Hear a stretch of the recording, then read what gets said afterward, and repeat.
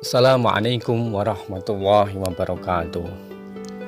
Kisah Abu Nawas dan pengemis yang kedinginan di dalam kolam.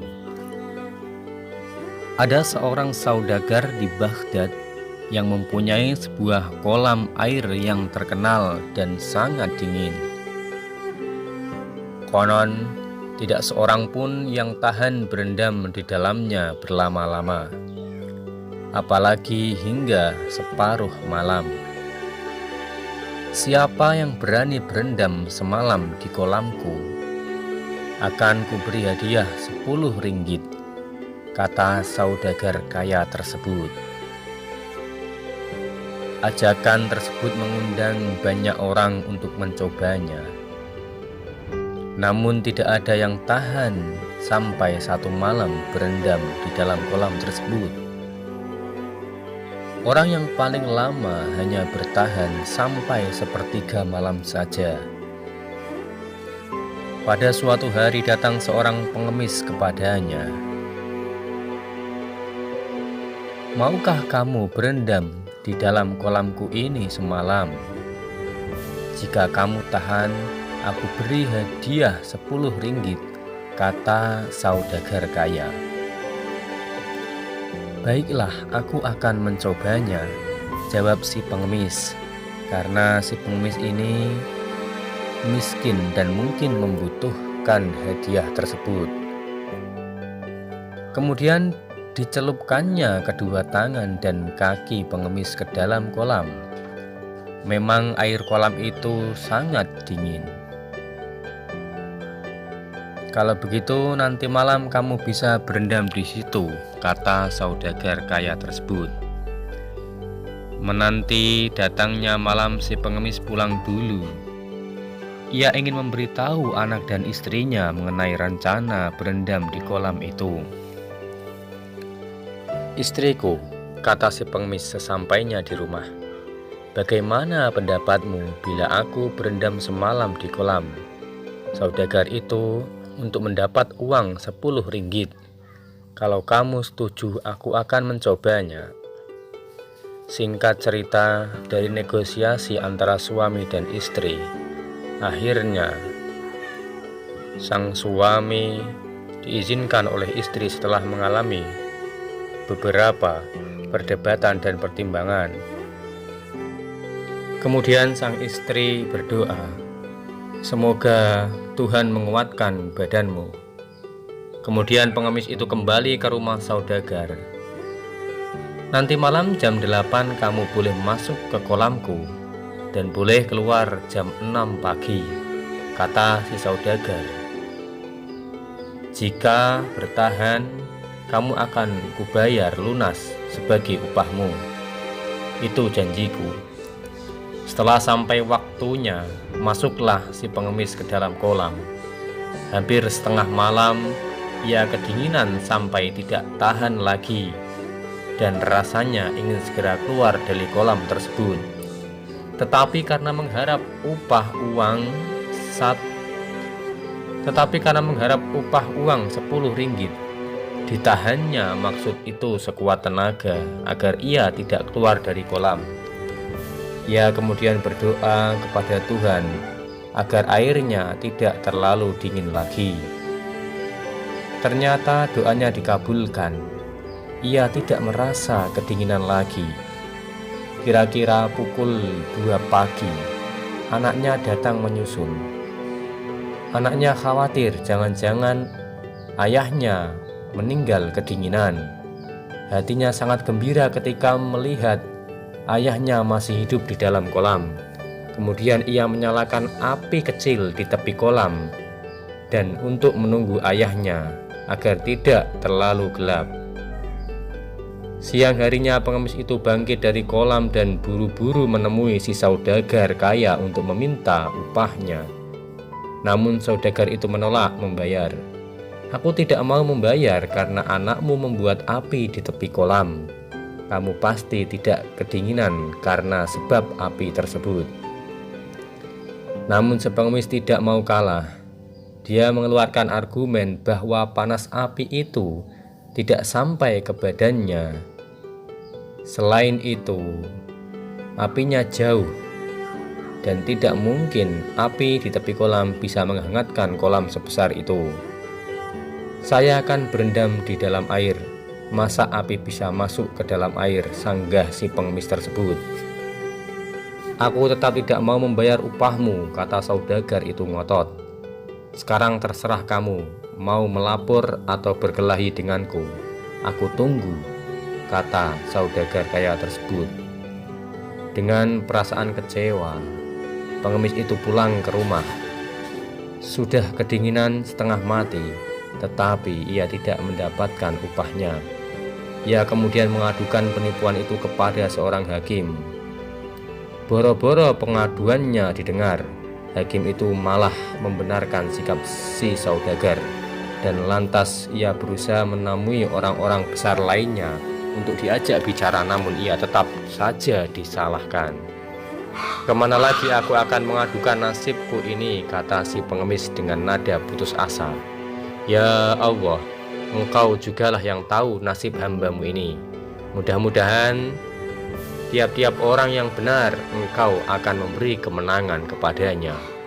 Doanya dalam hati, doa seseorang yang telah dizolimi. Ia pun berjalan mengikuti langkah kakinya dengan perasaan yang semakin kecewa. Dengan takdir Allah, ia bertemu dengan seorang Abu Nawas yang sedang berada di sudut jalan.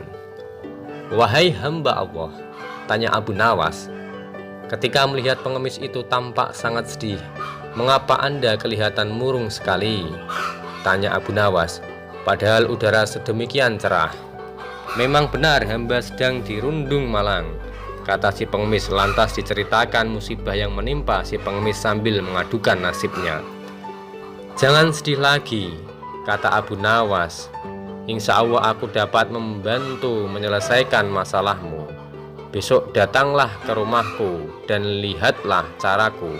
Niscaya kamu akan menang dengan izin Allah. Makasih banyak Anda bersedia menolongku, kata si pengemis. Lantas keduanya berpisah. Abu Nawas tidak pulang ke rumah, melainkan menghadap Baginda Sultan Harun ar-Rasyid. Apa kabar, hai Abu Nawas? Sapa Baginda. Sultan begitu melihat batang hidung Abu Nawas. Ada masalah apa gerangan hari ini, Abu Nawas, kau datang ke sini? Kabar baik, iya tuanku, Syah Alam, jawab Abu Nawas. Jika tidak keberatan, silahkan Baginda datang ke rumah saya, sebab saya mempunyai hajat, kata Abu Nawas. Kapan aku mesti datang ke rumahmu, tanya Baginda Raja Sultan. Hari Senin Baginda, jam 7 pagi, ucap si Abu Nawas. Baiklah, kata Sultan, aku pasti datang ke rumahmu. Begitu keluar dari istana, Abu Nawas langsung ke rumah saudagar yang punya kolam, kemudian ke rumah Tuan Hakim dan pembesar-pembesar lainnya yang pernah dihubungi oleh si pengemis. Kepada mereka Abu Nawas menyampaikan undangan untuk datang ke rumahnya pada hari Senin depan. Hari Senin yang ditunggu sejak jam 7 pagi, rumah Abu Nawas telah penuh dengan tamu yang diundang, termasuk Baginda Sultan Harun ar-Rasyid. Mereka duduk di permadani yang sebelumnya telah digelar oleh tuan rumah, yaitu Abu Nawas, sesuai dengan pangkat dan kedudukan masing-masing. Setelah semuanya terkumpul, Abu Nawas mohon kepada Sultan untuk pergi ke belakang rumah. Ia kemudian menggantungkan sebuah periuk ataupun tempat untuk menanak nasi yang besar pada sebuah pohon dan menaruh api jauh di bawahnya. Tunggu punya tunggu, Abu Nawas tidak tampak batang hidungnya, dia tidak keluar. Maka Sultan pun memanggil Abu Nawas. Kemana gerangan si Abu Nawas? Sudah masak atau belum nasi yang dari tadi dimasaknya? Gerutu Sultan Abu Nawas. Rupanya gerutan Sultan didengar oleh Abu Nawas. Ia pun menjawab, tunggulah sebentar lagi, tuanku Syah Alam. Baginda pun diam dan duduk kembali. Namun ketika matahari telah sampai ke ubun-ubun, ternyata Abu Nawas tak juga muncul di hadapan para tamu. Perut Baginda yang buncit itu telah keroncongan. Wahai Abu Nawas, bagaimana dengan masakanmu itu? Aku sudah lapar, kata Baginda. "Sebentar lagi ya Baginda," sahut Abu Nawas. Baginda masih sabar, ia kemudian duduk kembali. Tetapi ketika waktu zuhur sudah hampir habis, tak juga ada hidangan yang keluar, Baginda tak sabar lagi. Ia pun menyusul Abu Nawas di bagian belakang rumah, diikuti para tamu lainnya. Mereka mau tahu apa sesungguhnya yang dikerjakan oleh Abu Nawas. Ternyata Abu Nawas sedang mengipas-ngipas api di tungkunya. "Hai Abu Nawas, mengapa kamu membuat api di bawah pohon seperti ini?" tanya Baginda. Abu Nawas pun bangkit demi mendengar pernyataan Baginda. "Ya tuanku, Sultan Harun Ar-Rasyid, hamba sedang memasak nasi, sebentar lagi juga akan masak," jawab Abu Nawas. "Memasak nasi?" tanya Baginda. "Mana periuk tempat nasinya?" "Ada tuanku," jawab Abu Nawas sambil mengangkat mukanya ke atas. "Ada?" tanya Baginda keheranan. "Mana?" Ia mendongakkan kepalanya dan mukanya ke atas mengikuti gerak Abu Nawas. Tampak di atas sana sebuah periuk besar bergantung jauh dari tanah. "Hai Abu Nawas, sudah gilakah kamu?" tanya Sultan. "Memasak nasi bukan begitu caranya. Periuk di atas pohon, apinya di bawah sangat jauh. Kamu tunggu 10 hari pun beras itu tidak akan menjadi nasi." "Begini Baginda," Abu Nawas berusaha menjelaskan perbuatannya.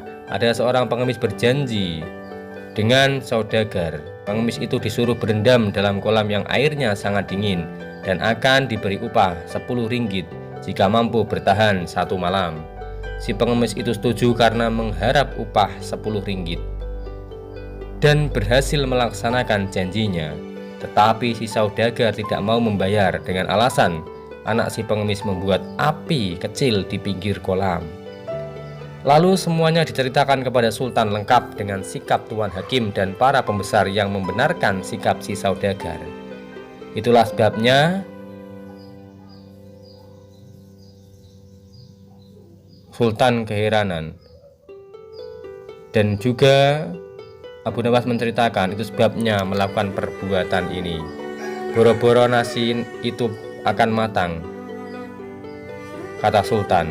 "Airnya saja tidak bakal panas karena apinya terlalu jauh." "Demikian pula halnya si pengemis," kata Abu Nawas. "Ia di dalam air dan anaknya membuat api di tanah jauh dari pinggir kolam. Tetapi saudagar itu mengatakan bahwa si pengemis itu berendam di air karena ada api di pinggir kolam sehingga air kolam menjadi hangat." Saudagar itu menjadi pucat mukanya. Ia tidak dapat membantah kata-kata Abu Nawas. Begitu pula para pembesar itu, karena memang demikian halnya. Si hakim dan para pembesar pejabat kerajaan merasa ciut ketakutan. "Sekarang aku ambil keputusan begini," kata Sultan Harun Ar-Rasyid. "Saudagar itu harus membayar si pengemis 100 dirham dan dihukum selama 1 bulan karena telah membuat salah kepada seorang yang miskin. Hakim dan orang-orang pembesar dihukum 4 hari karena berbuat tidak adil dan menyalahkan orang yang benar." Saat itu juga si pengemis memperoleh uangnya dari si saudagar. Setelah menyampaikan hormat kepada Sultan dan memberi salam kepada Abu Nawas, ia pun pulang dengan riangnya. Sultan kemudian memerintahkan menterinya untuk menjajakan saudagar dan para pembesar sebelum akhirnya kembali ke istana dalam keadaan lapar dan dahaga. Akan halnya Abu Nawas, ia pun sebenarnya perutnya keroncongan dan kehausan. Penggalan kisah tersebut dapat kita ambil kesimpulan bahwa yang pertama, jika kita berjanji kepada seseorang, kita berkewajiban untuk menepatinya. Yang kedua, jika kita menjadi seorang yang dimintai petunjuk, katakanlah sebagai seorang hakim, kita harus berbuat adil. Dan yang ketiga, ketika kita menjadi seorang pejabat, maka jangan sampai memihak hanya kepada yang kaya dan tidak memihak kepada yang miskin. Terima kasih. Assalamualaikum warahmatullahi wabarakatuh.